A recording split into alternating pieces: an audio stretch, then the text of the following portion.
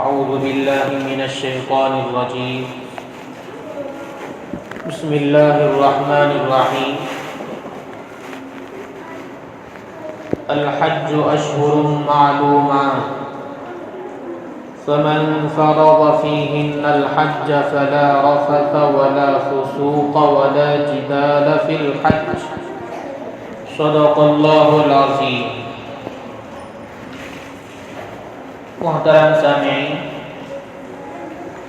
قرآن پاک کے دوسرے پارے سے سورۃ البقرہ سے آیت نمبر 197 کی تلاوت کی گئی ہے.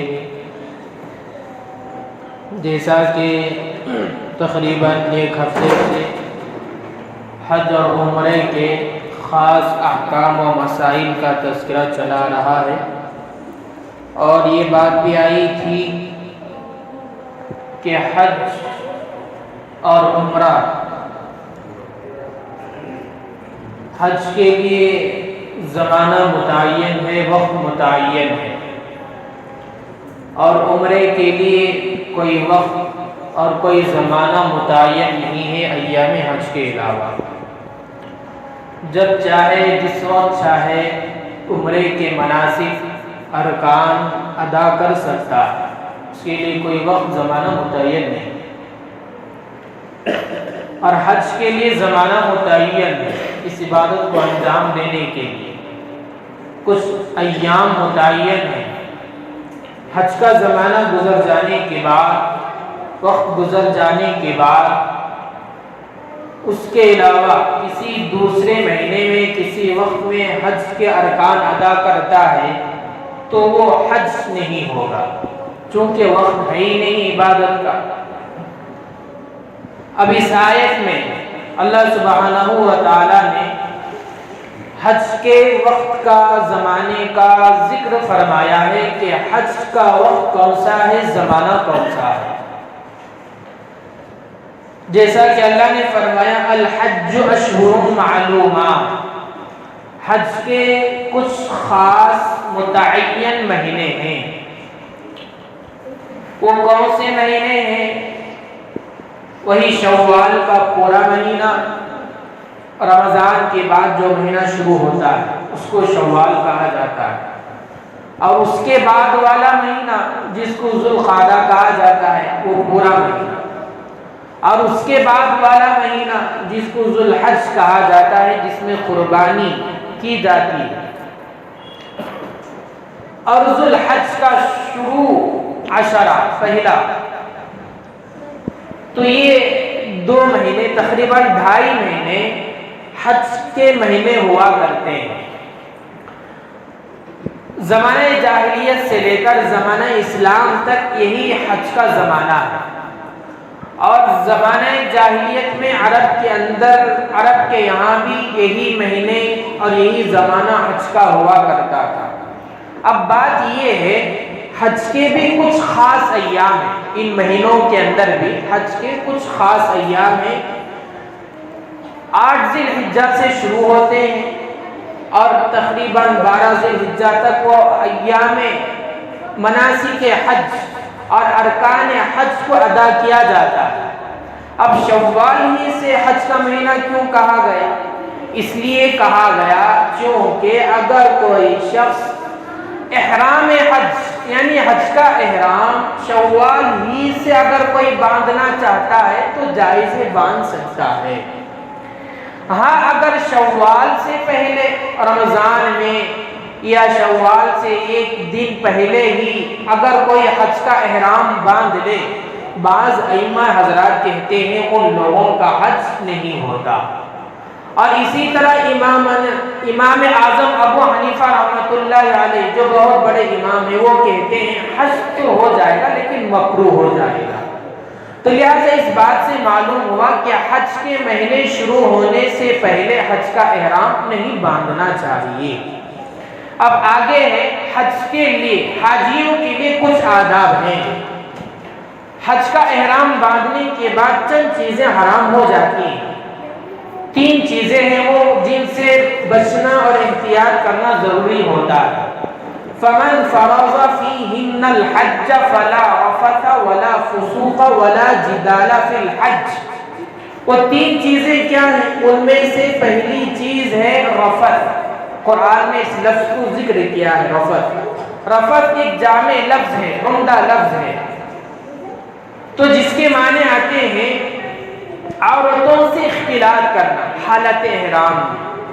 ویسے تو بغیر حالت احرام میں بھی عورتوں سے اختلاط کرنا، عورتوں سے بے پردہ ہونا اور اسی طرح عورتوں کی طرف رغبت کرنا اور اپنی زبان سے عورتوں کے ساتھ بے حجابانہ ایسی گفتگو کرنا جو زنا کا سبب بنتی ہیں، یہ تمام چیزیں حالت احرام میں بھی ممنوع ہیں.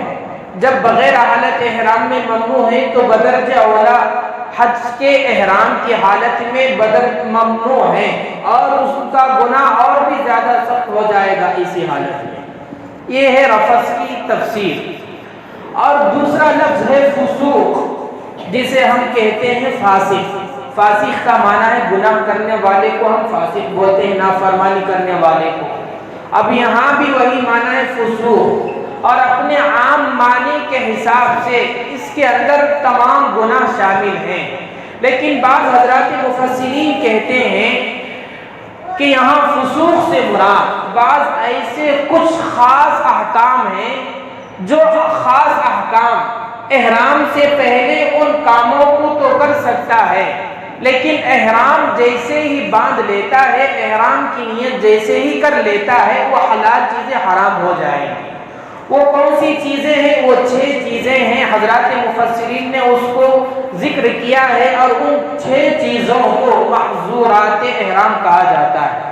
ان میں سے پہلی چیز ہے اپنی بیوی کے ساتھ مباشرت اور اس کے تمام متعلقات، یعنی ایسی حرکتیں کرنا جس سے مباشرت تک وہ کیا ہے لے جا سکتی ہوں، ان تمام حرکتوں سے بچنا. اور اسی طرح دوسری چیز ہے خوشبو کا استعمال کرنا. خوشبو تو حلال چیز ہے، لیکن حالت احرام میں خوشبو کا استعمال صحیح نہیں ہے. تیسری چیز ہے بدن کے کسی بھی حصے کے بال کو نہیں کاٹنا حالت احرام میں، اور ناخن وغیرہ بھی نہیں کاٹنا. اور چوتھی چیز ہے خشکی کے جانور کا شکار کرنا. اور پانچویں چیز ہے سلے ہوئے کپڑے پہننا. یہ مردوں کے لیے. عورتوں کے لیے احرام وہی ہے جو عورتوں کے لیے وہی احرام ہے جو وہ کپڑے پہنتی ہیں، وہی عورتوں کے لیے احرام ہے. اور چھٹی چیز ہے آخری چیز اپنے سر اور چہرے کو ڈھانکنا. یہ 6 چیزیں ہیں جو احرام کے اندر نہیں کیا جا سکتا جن چیزوں کو، لیکن سر اور چہرے کا ڈھانکنا یہ صرف مردوں کے لیے ممنوع ہے، عورتوں کے لیے ممنوع نہیں. بعض حیادار عورتیں ہوتی ہیں وہ حالت احرام میں بھی اپنے چہرے کو چھپانا چاہتی ہیں، چھپا سکتی ہیں، لیکن کپڑا چہرے کو نہ لگنے پائے اس کے لیے ایک انتظام کیا ہے. انتظام کرنے والوں نے ایک ہاتھ ملے گا، جب اس کو ڈال کر کپڑا اوپر ڈال دیں گے تو کپڑا کیا ہے چہرے کو نہیں لگے گا. تو یہ 6 چیزیں ہیں جن کو حضرات مفسرین نے گنوایا ہے، اور یہ 6 چیزیں ایسی ہیں جو بغیر حالت احرام میں جائز ہیں، لیکن جیسے ہی حالت احرام میں انسان ہو جائے گا ان 6 چیزوں کو نہیں کر سکتا. اب آخر میں ایک لفظ ہے مختصر ہے سننے ولا جدال فی الحج. اور اسی طرح احرام باندھ لینے کے بعد جھگڑنا نہیں.